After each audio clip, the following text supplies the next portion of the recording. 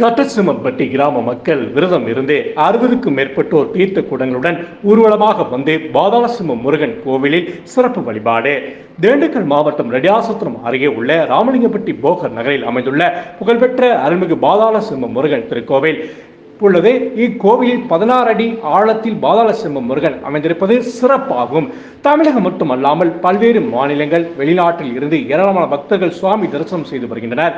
இந்த நிலையில் வைகாசி விழாவை முன்னிட்டு காமாட்சிபுரம் பஞ்சாயத்துக்கு உட்பட்ட கட்டசின்னம்பட்டி கிராம மக்கள் ஒரு வாரம் காலம் விரதம் இருந்து காப்பு கட்டி திங்கட்கிழமை பகல் 11 மணி அளவில் 60க்கும் மேற்பட்ட பொதுமக்கள் தீர்த்த குடங்களுடன் தாரை தப்பட்டை முழங்க ஊர்வலமாக வந்து ராமலிங்கப்பட்டியில் அமைந்துள்ள பாதாளசிம்ம முருகனுக்கு சிறப்பு வழிபாடு செய்து அபிஷேகம் செய்து வழிபாடு செய்தனர். கட்டசின்னம்பட்டி ஊர் முக்கியஸ்தர்களும் பாதாளசிம்ம முருகன் கோவில் நிர்வாகம் சார்பாக மரியாதை செலுத்தப்பட்டது. பின்னர் பாதாளசிம்ம முருகன் கோவில் நிர்வாகம் சார்பாக கட்டசின்னம்பட்டி கிராம மக்கள் 200க்கும் மேற்பட்டோருக்கு சிறப்பு அன்னதானம் வழங்கப்பட்டது.